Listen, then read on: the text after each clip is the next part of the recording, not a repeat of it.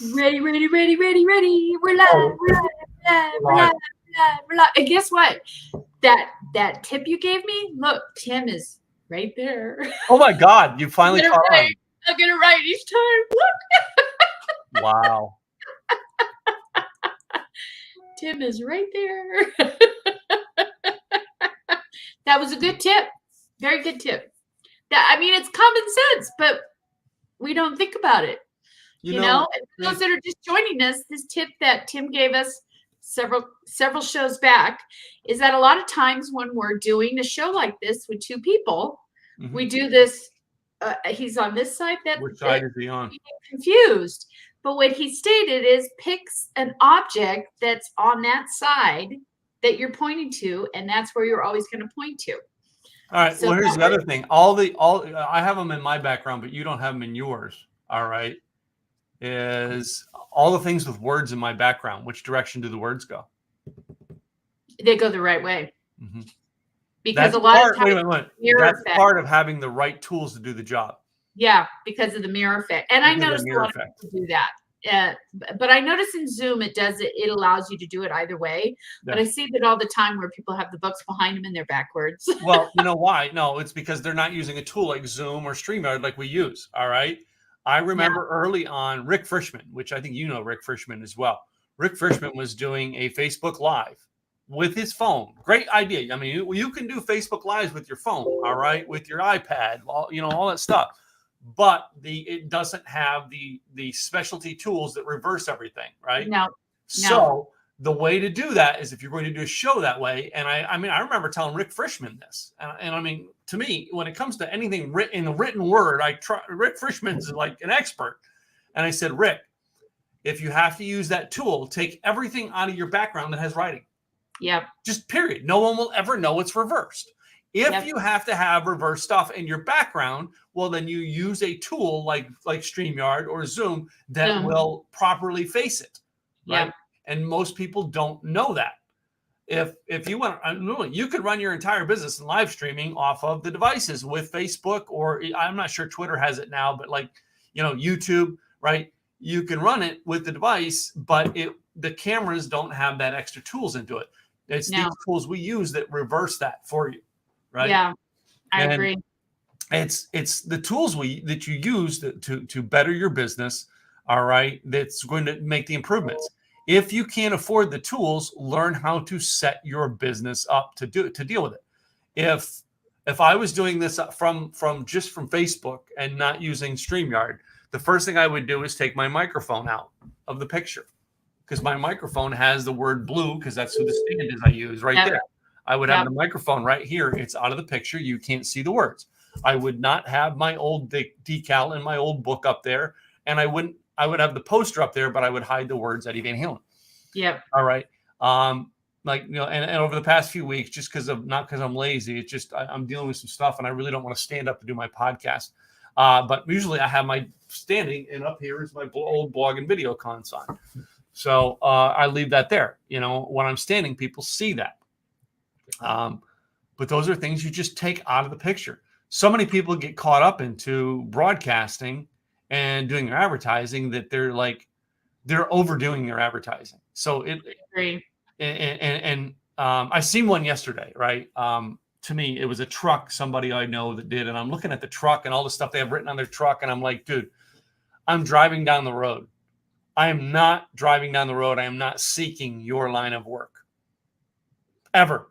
When I'm Yep, driving down the road, I'm not thinking of what you do for a living, period. And I'm not going to say what this man's business was or woman's business was, but like that idea that I advertise my business on my car. And I'm like, if I'm a plumber, right, and my truck's parked in a neighborhood with all the information onto it, yeah, all right. But this person's industry, if their truck was parked in my neighborhood, it's just a blatant. It's like one of those blatant, ugly-looking political signs. yeah. That's what it looks like. And, Where it's the magnet that they just pop on there. yeah, well, I can go into the magnet story because of the fact in Pennsylvania, where my mom lived, when the Poconos started to build up with a lot of people building houses there, all right, in the late 80s, there were guys who had like one of those fold-a-file things with their magnetic signs on. Oh, you need a roofer? Hold on a second. Yep, today we're a roofer. I'm not kidding you. That was how bad it was. Like if they had a magnetic sign on, you didn't trust them because they could replace the sign. And I remember I had a mobile car detailing service in King of Prussia, Pennsylvania, toward the southern side. And during the week, I drove my car to work. So my signs were inside my van at work when I drove during the week. But on the weekend, when I went to someone's house, I put the signs on, right? And you know what I mean? After I was done and leaving, all right, I went home, I took the signs off, and I did not leave the signs on all week long. I only did it so they were present while I'm in a neighborhood. Yeah, right? I agree. But magnetic signs were the sign on the East Coast of don't trust this guy. Anyway, but that's, you know, and I remember when car salesman. Yeah, exactly. When I was doing my car business down here in Texas, I had the vinyl lettering put on my vehicles, which that ain't cheap. And one letter peels. All right, you got to go in and they've got to remake this section to replace that one letter. Oh, yeah, that's a pain in the ass. Yeah. Anyway, but it was more of a permanent look. That's what I seen on this person's truck yesterday going down the highway, and I'm like, dude. What was his industry? Do you remember? Not saying that. I'm not giving it away because it'll give away. People in Dallas will know who I'm talking about. Oh, got it. This person's known for doing this. Got it. That's like me putting a sign on my car saying I do websites. It's same concept, right? Like who on the street? Most of the people that are on the street are going to work. They don't need a website. Yeah.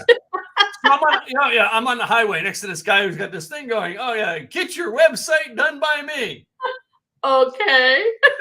Or wait a minute. You're on your way to work at a job and you don't care, but you see that sign in front of you for 4 miles stuck in traffic. I don't need a freaking website. It's like the advertising gotten down to the wrong people. How many times I've gotten called with we're calling about your vehicle's warranty. I'm like, my vehicle's still under factory warranty, dude. Well, when it's not under factory warranty, I trade it in and get another one.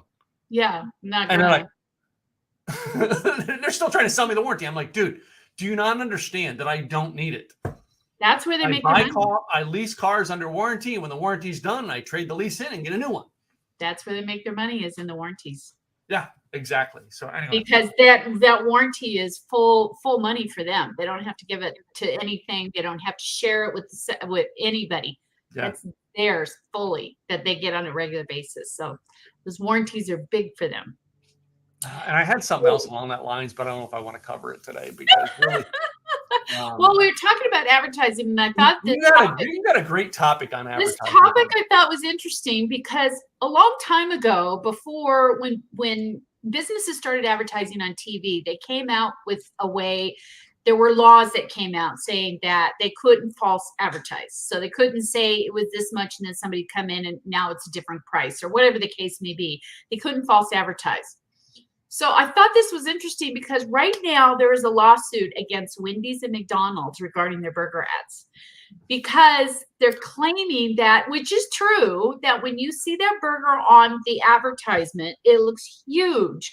But when you get the real burger, it's like 15 to 20%. It's like flat like this, where the burger is. But how many times have you seen in the advertising? All right, because it's huge on TV, not actual size.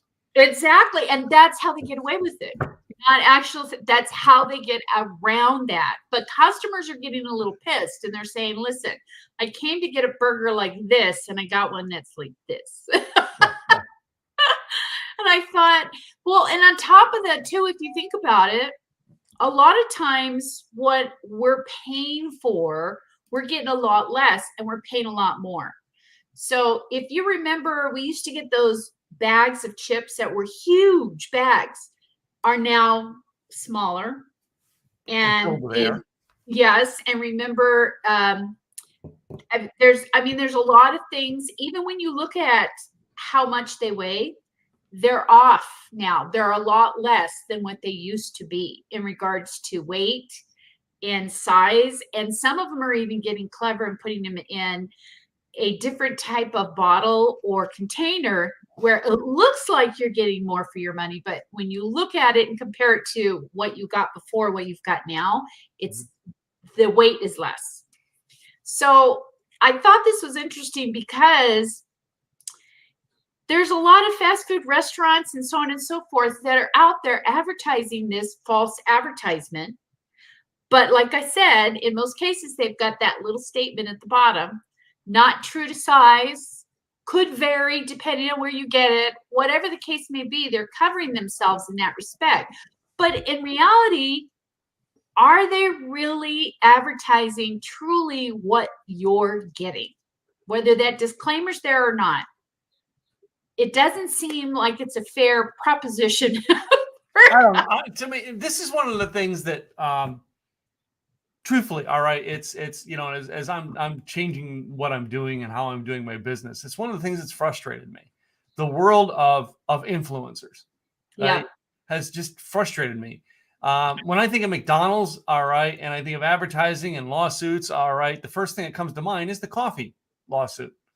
Yeah, all right, it's hot. It was not, wait a minute. But I read some of the details about that later on. All right. What was advertised to us was, some lady had a hot cup of coffee and spilled in her lap. There is a whole underneath layer to that whole thing that we don't hear about. Yep. Why? Because it wouldn't make the news. Yep. The news wouldn't cover that story if all the little details came out, right? Agreed. That's what we're getting in our advertising. Well, to me, I've always said, all right, and I think Wendy's, I'm not sure if Wendy's are the one that started doing this. They started picking on McDonald's fries and saying their new fries are better, whatever. I have always said that if you have to mention your competitor's name in your ad, you automatically are saying you're number two. Yep. I believe that with my fullest being.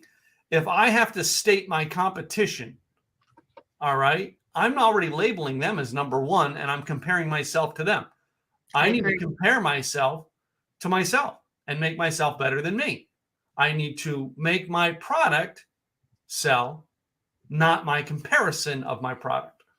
Well, and here's the hard part though too, when it comes to business owners. Mm-hmm. A lot of times we're told by coaches and so on and so forth, you want to look at the competition and see what they're doing and see how you can either fill those gaps that they're not filling, mm-hmm. or, not do what they're doing that's wrong, whatever the case may be.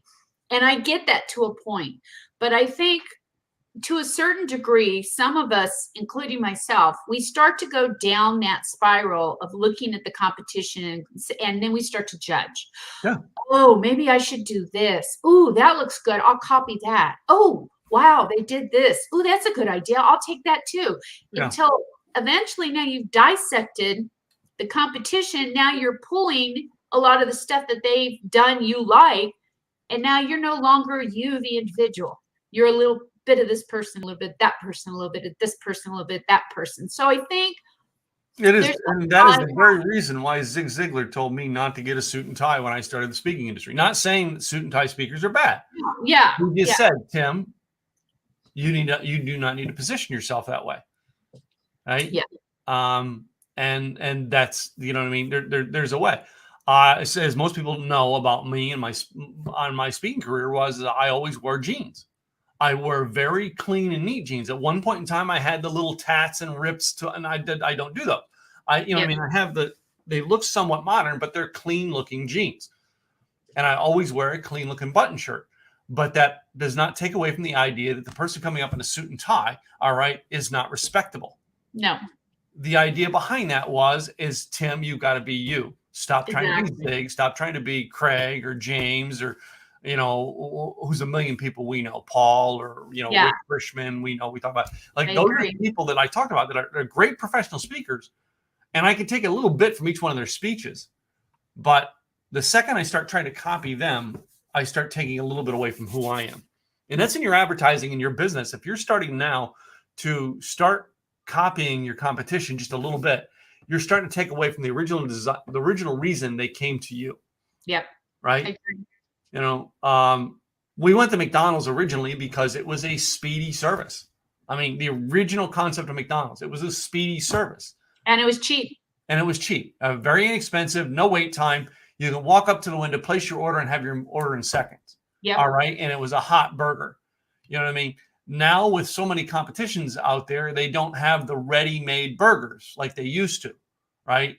You know what I mean? And I remember when I worked Roy Rogers in the 80s, we had 3 to 5 burgers ready-made, you know, and they would sit and be horrible, right? Yeah. Whereas now most of your fast food are making the food, and they've changed the process to be there faster. McDonald's was all about the speedy process. All right. Agreed. Yeah. Burger King, flame broiled burger. I mean, I know it. Basically, they have their machines where it's run with, you know, a flame system to give it the flame charred, almost like cooking it on the grill. Yeah. All right. Do you remember what Wendy's was? Oh, There's 2 that Wendy's are known for. what wasn't Wendy's known for, if I remember correctly, their patty was supposed to be bigger than the bun. Yes, that was one, and they have And it was square. and they had square patties. Yeah. And it was square. All right. So it didn't fit. The idea behind the square patty is that number one, it didn't fit on the bun. Yeah. Number 2, if you remember the 1980s thing that said, "Where's the beef?" Yeah. That was Wendy's. But Wendy's was also, their tagline was hot and juicy. Yeah. I want you to think about how many times you've gotten a burger from these fast food joints and it's a dry burger. That's true. That's very Wendy's true. was not a dry burger because of number one, it's probably fillers they have into it that makes it be that way. I'm sure. I mean, it's a thicker burger, which a thicker burger will hold the juices in longer than the thinner burger will. Yeah, I agree. So yeah, and then the thing is I think in today's society, it's disheartening. I think when you look at a lot of the advertisements out there, you have to really do your homework, because before it used to be you could take that advertisement to heart. You could look at that advertisement and know that's what you're going to get. That's what I want. That's what I want. That's what I'm going to get. That's what I'm going to get. And you can't, I don't truly believe you can trust that. Maybe for a good portion of those, but a lot of them, it's all hype.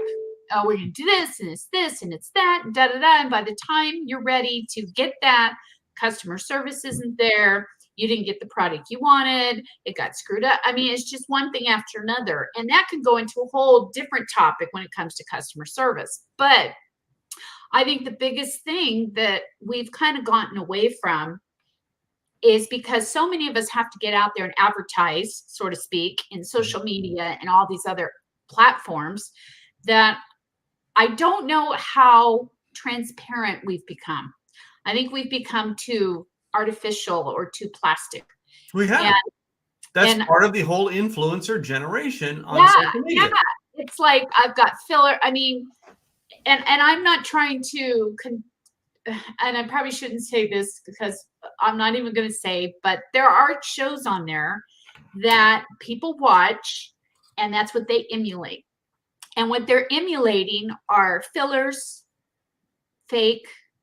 They're not real. They're not real. And it's reality. Yeah, they're imitating reality TV, which is not reality. Not real. No. It's scripted. And once you, and I think I said this last week or the week before, I said, once you see behind the magician's curtain, you can't unsee that. No. All right. No, you can't. And that's part of the business, is you want to get out there. And I think that's the key. What I have found anyway, is when I do, and I'm going to start doing them again, and I haven't started, but I'm going to, I was doing for a while just to get on Facebook Live and just to get out there, because just like with most women, I would start and I would be 5 hours one day I spent doing one freaking video.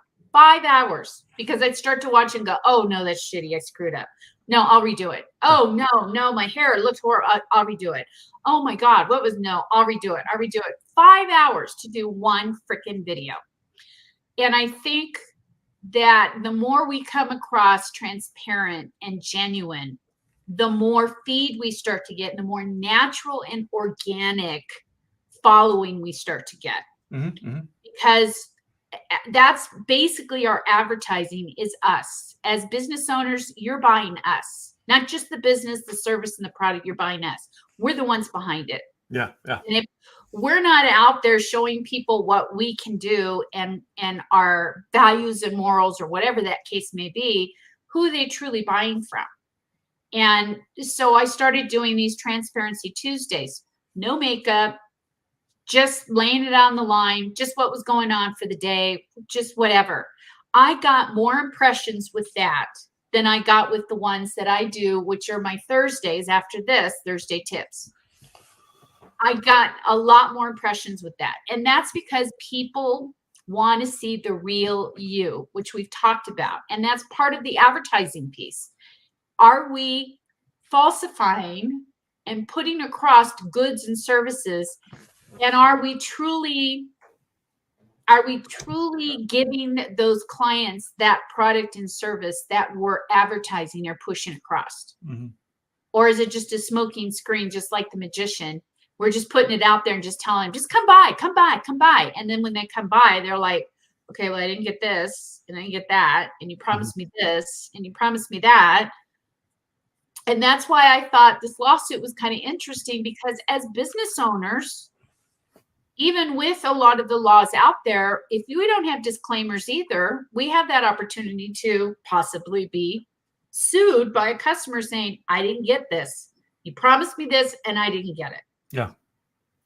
Well, I mean, and I had to put the disclaimer on our podcast starting this week, and I basically, I think I wrote it on that in the description. This is the opinions of Tim Gillette and Katrina Garcia.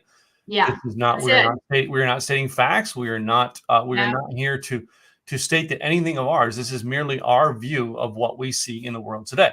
It is not facts. All right. And I had to put that on there because of stuff that happened to us. That's just the world we have of advertising has gotten to be. We have the advertisement and then we have a disclaimer. Yeah. And if you don't have them both, now you're getting sued. Wait, where is it going to end? Are next we're going to have the people going, you know what I mean? Well, we have to have regulations on the disclaimer. It's like, come on, where are we going to stop this? Yeah. If we can't see the history of things, right? I remember Chris Harrison saying, you know what I mean? What was the end of the soap opera dying? Reality TV. When reality TV first came out, do you remember watching the first couple of reality TV shows? Do you remember what they were? They sucked. Oh no, I remember watching them. I remember watching the first and second season of Survivor, and I loved it. Oh, that's right. It was Survivor, wasn't it? But that wasn't the original. There were others that came before Survivor. Survivor was just one that made the main grid. Yeah. Like MTV was doing reality type shows.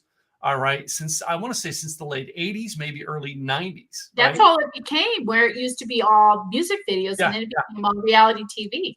But those reality shows, all right, Survivor, I was all into it. By about season 3 of Survivor, maybe I know by season 5, I watched part of it. I'm like, this ain't the same. Right. Too much drama. Well, no, that's it. It's the drama is what feed on most people, is because these are the people who are real on it. Well, when live streaming video came out for the individuals could use with Google, I mean, it was originally the Google, what was the Google version? It was like YouTube, something with YouTube, and I can't remember. It was like, and Google Plus, and I can't remember what it was. That was one of the first mainstream. There were tons of them before that. That was the first mainstream where everybody could basically get an account and get set up and be broadcasting, right? That was the early days. Then things like, Periscope and Meerkat came along and Blab. And why did people flock to those? Because we wanted to see real people. Yeah. Real is what we were looking for. Agreed. Now, the world of influencers has taken over. And I mean, I don't know if you've ever watched. I mean, I remember watching a guy one time speaking at an event and talking about the ideas of YouTube. And then afterwards, before we went in there, they were doing all this stuff where he had his crew in there doing the prep videos, his crew in there doing the after videos. All right. And it's like his whole world is a video production. Yeah. And then he's on there talking about, well, yeah, you just broadcast your real life. Bullshit. I'm sorry, I'm calling bullshit on that. You're manufacturing content. Yep. And that becomes your whole life. And now it's not real. The girls that we are all flocking to on Instagram, that's 90% of their life is making that Instagram. They have no life. Yep, that's all they're taken away from. And my point is, it's taken away from the reality of life. Yep. Now we have people trying to imitate the unreality of the reality of unreality. You know? I mean, it's almost like the Matrix. Is this really the life we're leading, or are we in the Matrix? I mean, but that comes down to it. All right. I noticed your second point you had on this today was, as a business, what are we doing? Yeah. All right. It's part of the reason why I'm saying to a lot of people, I'm starting to position myself to move out. It's not that I don't like what I do. I don't like where the industry's going. Yeah. And if I don't like where something's going, I don't hang around. I'm not, you and I have a lot of friends who are connected to a lot of influencers. And there are influencers out there, when I see people connect to them, that make me, the influence itself makes me want to puke. And I'm like, and all these people all of a sudden go, well, this person's great. We need to go hang around this guy because this guy's got this going on. I'm like, yeah, but let me give you the list I know of what he's got going on. Yeah. All right. I hate to be non-positive, but that's the reality in your business. If you're not going to do things on a truthful 100% basis, the following you get is just as fake as you. I have to say, though, I've got to give kudos to Brianna, from Sandra Yancey's daughter. Brianna's doing good. I've been watching some of Brianna's stuff. Because she's an influencer. She's a big influencer.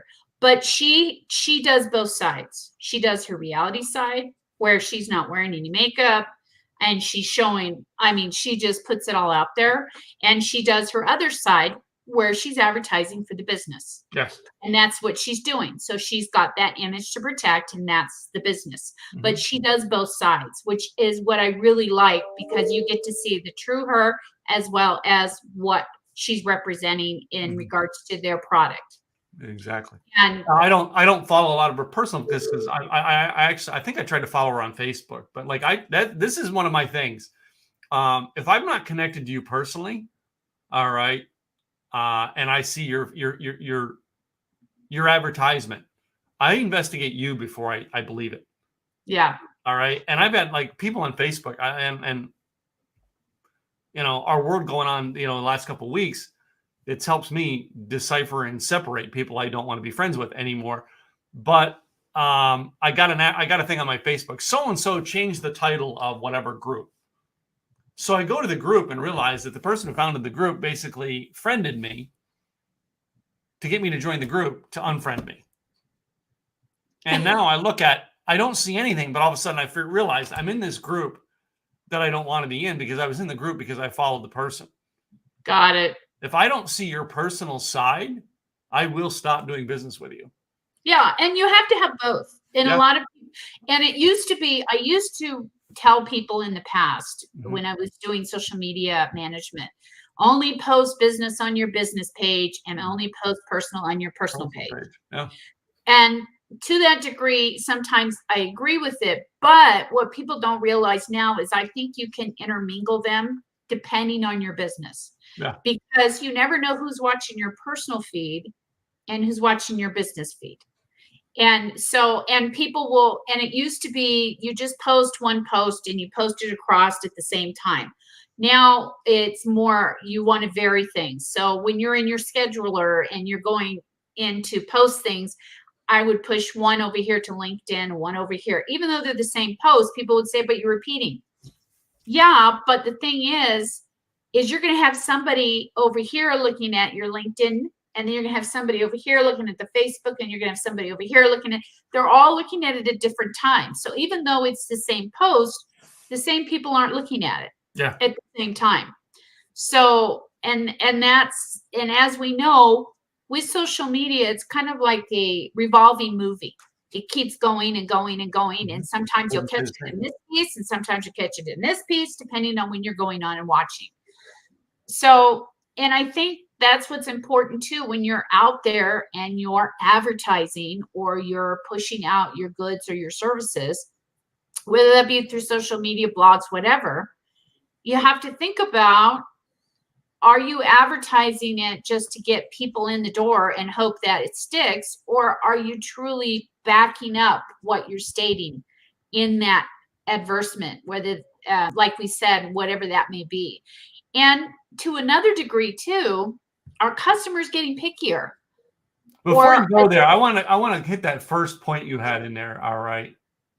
Before our customers get picky, to solve our customers getting picky, what is the first thing we need to do?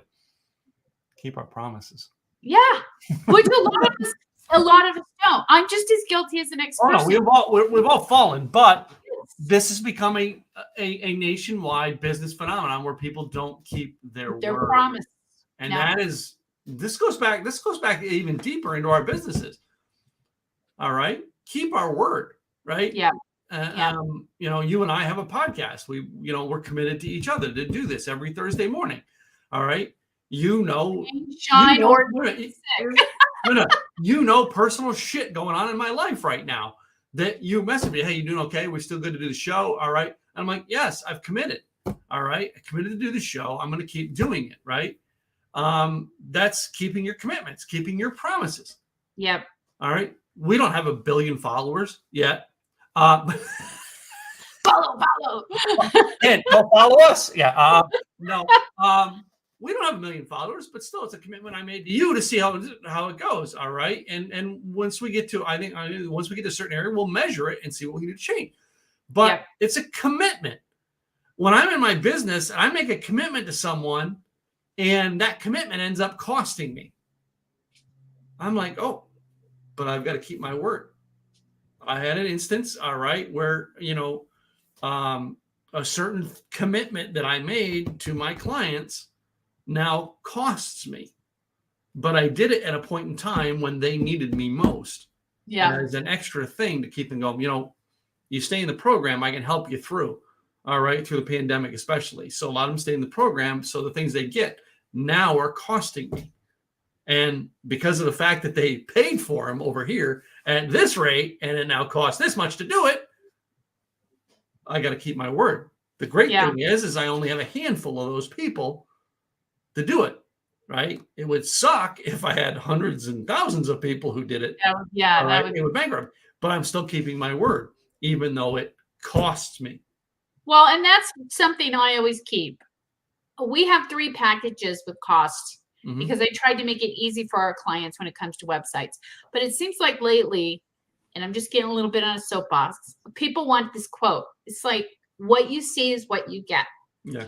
And they say, but shouldn't it be, this or that? And if I've committed to somebody a price, I keep that commitment. Yeah. Whether I have to go above and beyond and now it's costing me more or whatever the case may be, that price is not going to change. If I promise to give you this at this price, that's what I'm going to do. I'm not going to go in and say, oh, by the way, I found that this is taking a little longer than I anticipated. So I'm going to have to add on blah, blah, blah, which a lot of businesses do.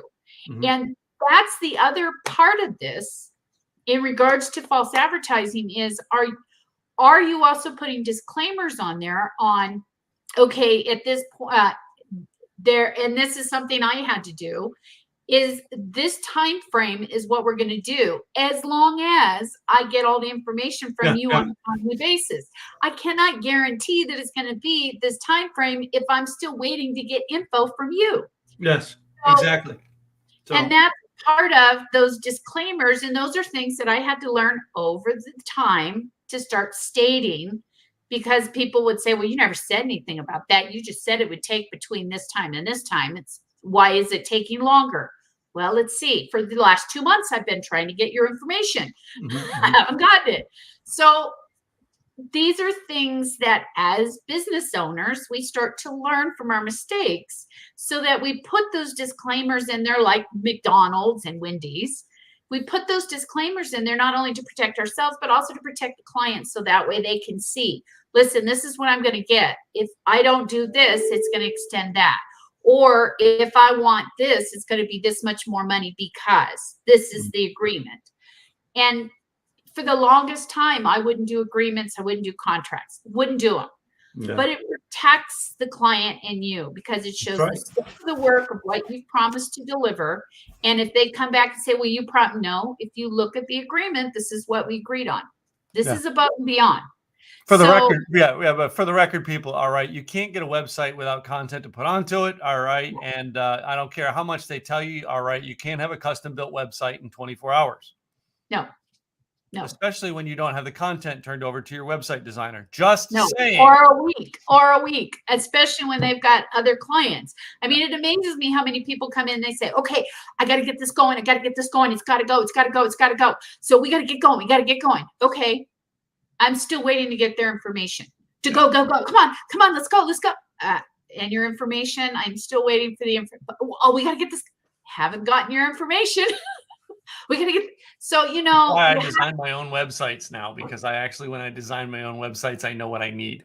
Yes. And then I just have people like you perfect it a little bit. But I mean, there's a lot. But I don't recommend that to everyone, by the way. No.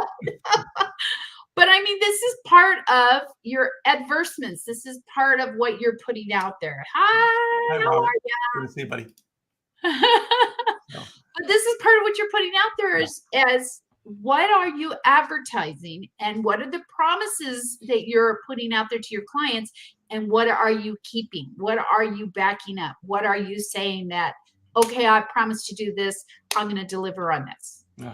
And I'm finding a lot of companies don't do that. They claim I'm going to do this. And I'll even have customers that will call me and say, well, this person over here is going to do it for this, this, and this, and they're going to do this and this. And okay, great. All the best luck to you. And then about 4 or 5 months later, they come back. Oh my God, they still haven't started. They haven't done it. I've been waiting to da-da-da-da-da-da-da-da-da. It's like, okay, so are you ready to get started now? Yes. So, and granted, I'm not perfect. There are things I falter on too. I'm only human. Just a few. I don't do so much, but just a few. It's just, I try my best, but I try my best to at least, and it amazes me now how many people will leave messages or send emails to people that they never get back to them. Never. And that's just, it goes back to keeping your word. All right. Yep. But then you ask, all right, are our customers getting pickier? And it's one of the reasons why, we were going to do a company that did websites, but by templates, template only, no customization. This is what you get.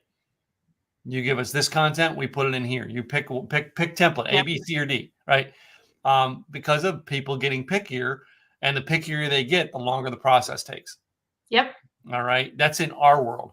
But Starbucks, for instance, in the food industry, they found a way to help people be picky with their coffee, all right, by streamlining the process. All right. Because there are picky, and trust me, you want to talk about picky people? I've seen picky people when it comes to coffee. Yeah. Will you stand on your right foot while you stir that with your left hand? I wanted soy milk, and I wanted and I wanted this temperature because it can't be any hotter than this, and it can't be cold. And I want the froth to be about this high above. But Starbucks perfected a way to make that happen, right? Yeah. And that's what we're not realizing. As our customers get picky, all right, the assembly line businesses are not necessarily going to always service the pickier you get, right? No. If I want a standard house, for instance, all right, we bought this condo, and when we bought it, we knew the framing of the condo, but how we wanted it laid out inside, we wanted it different. So what do? We bought one that we could gut and redo the way we wanted it. Custom homes. You can build a custom home, which you guys are doing right now, or you can go to a builder you can buy house A, house B, house C, house D, all right, and we can customize the inside how you want it. So the pickier you get on the inside, but they're not going to say, well, I realize that you want this house to be, 5,500 square feet when we have it all in plans to do it at 2,900 square feet. Yeah, that's not going to work. They can't just blow out the plans to customize it, all right, no matter how picky you get. You Yes, can't just yeah, take the plans and just expand it. It takes work, but being picky on the inside. All right, I'm sure you guys are laying out the cabinetry you want. yep, You know what I mean? That stuff you can get picky on, and the builder has it down to a science on how they can get it down by laying out 5 options. Okay, Katrina, it's option A, B, C, or D, or E. Which one do you guys want? Right? And now you can be picky. It's the world of people coming in and go after they've signed the contract to say, okay, I want you to build it. And yes, we're going to pick our stuff according to your rules, and then come in and go, well, no, I don't want that tile. I yeah. want custom tile I see over at at Lowe's or Home Depot. Why can't I get that one? Well, that's going to cost extra. No, I already paid for the contract. Yeah, that's it. Yeah, I already paid for it.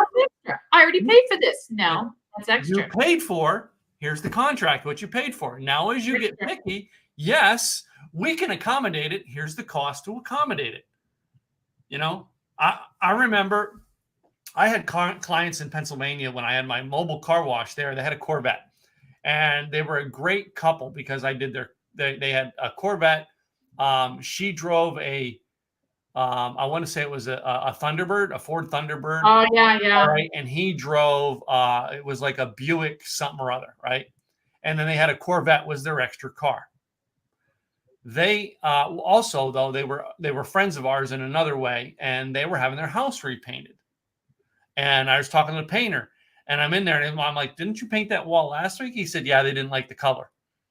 I'm like, boy, that's got to cost you. He says, nope, isn't costing me anything. I painted the color they asked. They didn't like the color. They changed the color. They pay me to paint it the new color. They're paying to make the changes. Yeah. In our world, if we want to be picky, sure, be willing to pay the price. Yep. All right. I was picky about how fast I wanted my flat tire fixed today. So what did I do? I had it all arranged with the tow truck and everything to go to the dealer to get fixed today.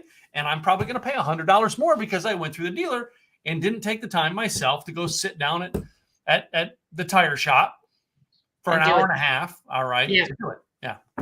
Yep. And that's part of, as a customer, you have to realize that yes, you can be pickier to a certain degree, but you can't come in and say, well, you promised me this, now I want that. That's not part of the agreement. It's going to cost extra. And then what do you mean? What do you mean? Yeah. So, I mean, as a customer too, we have to be cognizant of that. And I think as business owners, we're more conscious of that than most people that are in corporate, because they're not the ones footing the bill. Yeah. Most people that are in corporate aren't footing the bill.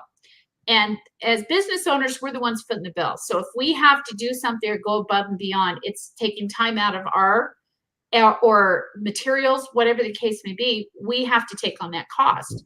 So, and I know that customers are at that point where they're getting pickier because they realize they can to a certain degree.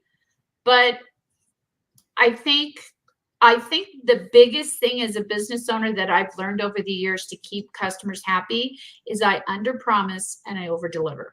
Yeah. Yeah. So I give them this base, but then I overdeliver based on that, and then they walk away going, "Wow, I got this for this extra." Like, wow, I got that too. Yeah. That's crazy. Where if I overpromise and underdeliver, that's a different story, which a lot of companies, I think, are doing. They're overpromising. I can do this and this and this and this. Then they underdeliver, and now people are going, you promised me all this, and now I'm getting what's going on. So I think that is the key as a business owner, even in corporate, is you underpromise and you overdeliver. Yeah. So I want to move on to your last point here because I like this one. So this was an interesting topic that I didn't realize until you really sit down and think about it. But when you get hot dogs in a package, there's 10. Yep. But when you get the buns in a package, there's only 8. So not me. By the way, not me. I actually buy a pack of hot dogs that is 8 hot dogs, and I buy 8 buns. But here's the deal, though. In the majority, people buy 10. And the reason this took place and the reason why it is the way it is they sell hot dogs by the pound, which averages out to about 10 hot dogs. But when they do the buns and they make them all together in 4s. So they do 4 and 4. And that's why they're in a package of 8. So now what I thought was interesting is now Heinz has decided they're doing a campaign called the Heinz Hot Dog Pact, where they want to make sure that if you're getting 10 hot dogs, you damn well better get 10 buns. So that it matches up. So that at your barbecues, you're not sitting there going, okay, we got 10 hot dogs, but we've got 8 buns. Does anybody have any extra buns? No. All right. You always buy extra buns. You know why? Because you always need them for those extra hot dogs. Oh no, because you always got to have a set of brats out there to have too. I mean, come on, it's Memorial Day weekend. We're talking Tim and meat here. I know what kind of meat I got. Very true. True. The barbecue himself. True. I just thought this was so funny because it is. I've always this subject has always intrigued me because it's been everybody thinks, well, that's a marketing ploy. Well, in a way it was, but in a way it was because of the designs of machinery. Yes, it's the way it's made, and that's how they make them. So now Heinz they're bound and determined to talk to the companies and make sure they put. But when you get your hot dogs, do you get the tiny ones or the big ones? The big ones. The big ones, yeah. The big ones. Wait, what's your favorite brand of hot dog? Well, we only do beef hot dogs because my stomach can't handle anything other than beef hot dogs. Okay. It will come back to haunt me later. And so we do beef hot dogs, and we do the ballpark franks, or we do the it starts with an N, Nathan's. Nathan's are the best. They are the best hot dog, hands down. Nathan's from New York. And if you have problems with hot dogs with your stomach like I do, Nathan's I can eat with no problem. Yeah. Nathan's are the best. And you don't do Oscar Mayer Wiener? Oh no.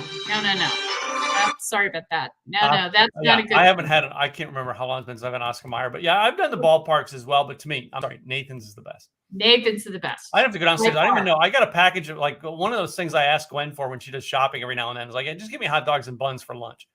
All right. Because I don't mind it. I'll go down and microwave a hot dog for 30 seconds, put it on a nice bun and doctor it up with some stuff. And I love it, Awesome. But, and I don't even know what brand we have down there right now. I'd have to go look. But no, that's the reason that they're off is because the way they're made. That's why there's 10 hot dogs in a package and only 8 buns in a package. And you always have to buy the extra buns to take care for those extra dogs. And then you have all these buns left over. or you can always make a sandwich out of them. I'm just saying. Yeah, that's true. That's what we do too. But Heinz is bound to determine they better match. Okay. Now, wait a minute. All right. Now, let's since we brought up hot dogs on our show. All right. I got to ask. All right. Does ketchup go on hot dogs? Oh, yes. For me, yes. I love it. Yes. The blood. Have you seen it? Have you seen the commercial where the kid, and I forget which hot dog commercial, where the kid takes and dips the hot dog in peanut butter? Oh, no. And we're like the parents are like, okay. No. Where did you get this from? Oh, I seen it on TV. Everybody does it. And we're like, the parents are like, is this our kid? Like, No.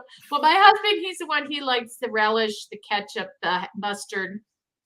He likes it full. But I always like my hot dogs with just dill relish. Dill relish, not that sweet relish. The dill relish too. Dill relish.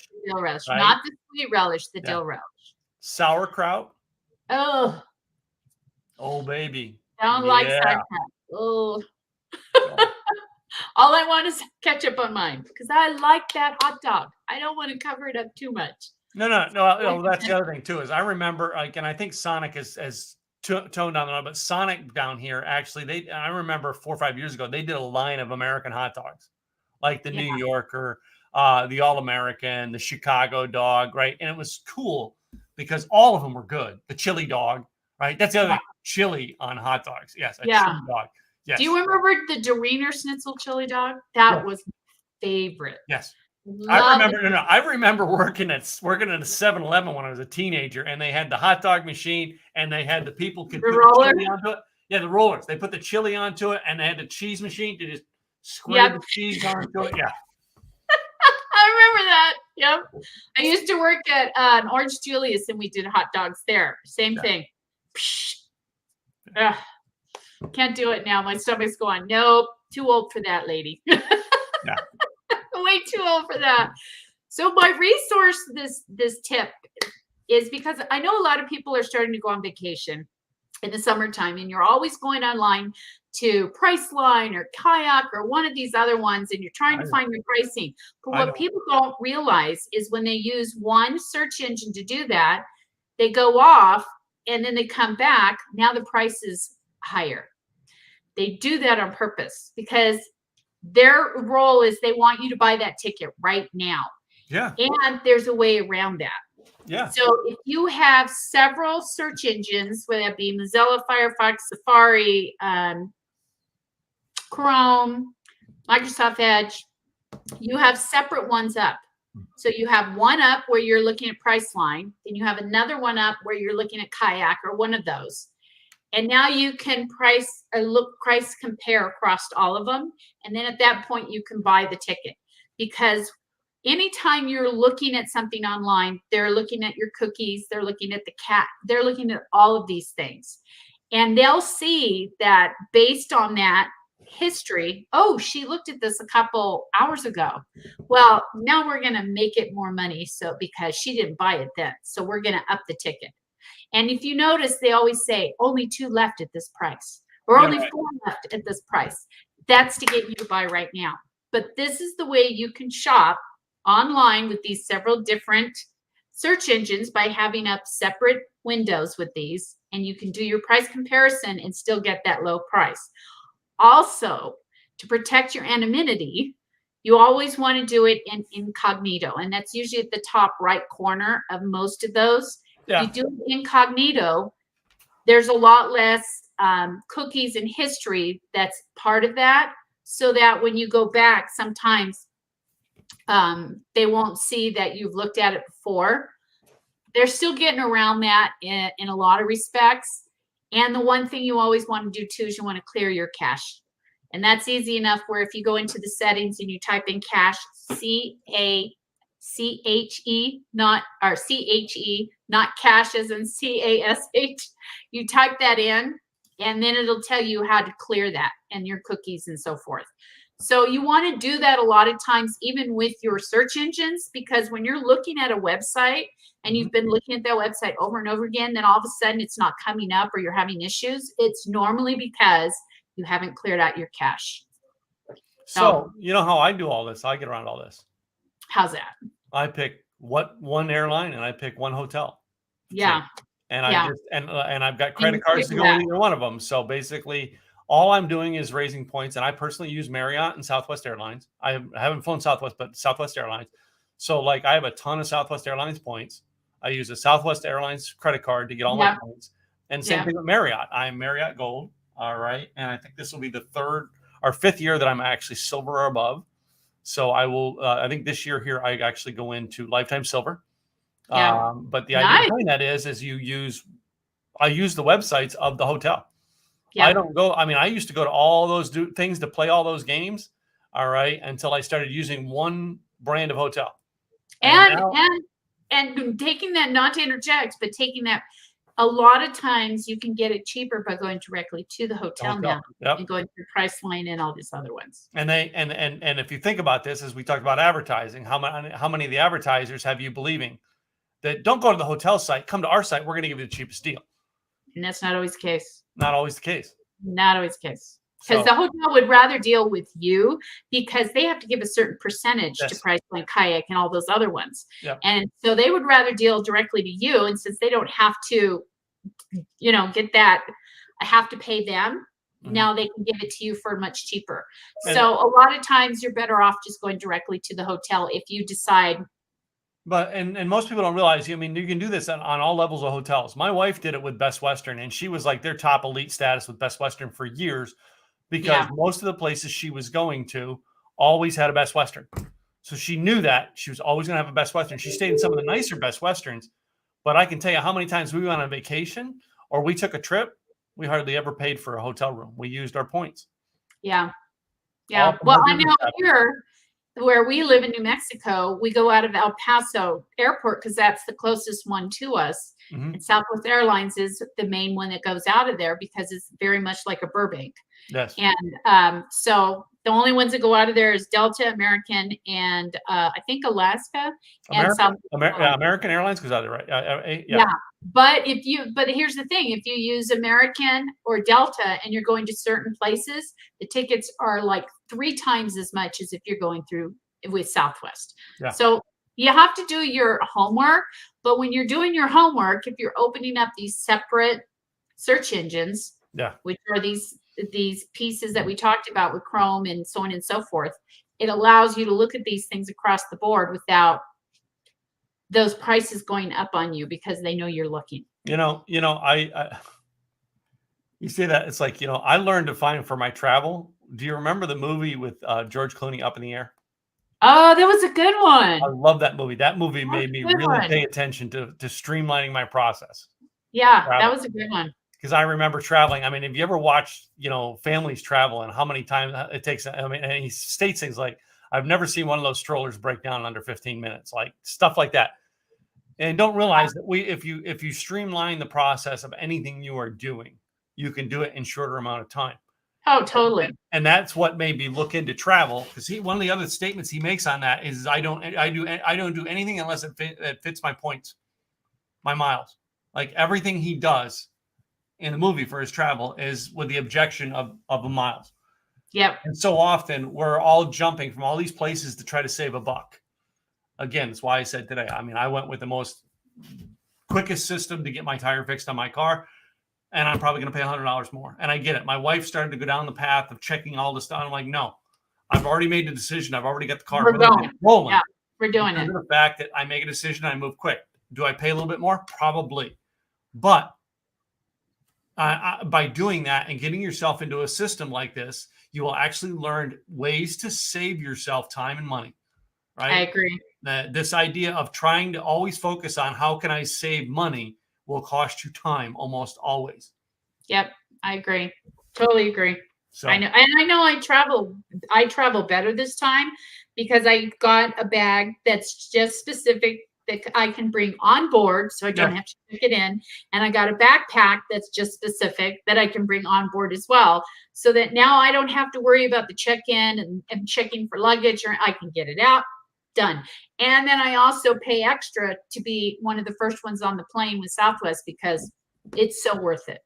Yeah, my travel was always, I have everything down in one suitcase. I don't even have a backpack. I have like my briefcase to carry my laptop when I'm getting there is tucked in to my suitcase, and I do that for a reason. If I have extra stuff to bring back, I can always take that out and stuff it with other things to bring on the plane. But I try to do everything. Everything is wheeled on with a roller case, and it all fits in there. I never have any hassle. All right, because half the time, like I don't have to pull the laptop out half the time. I think I can't remember because I'm TSA pre.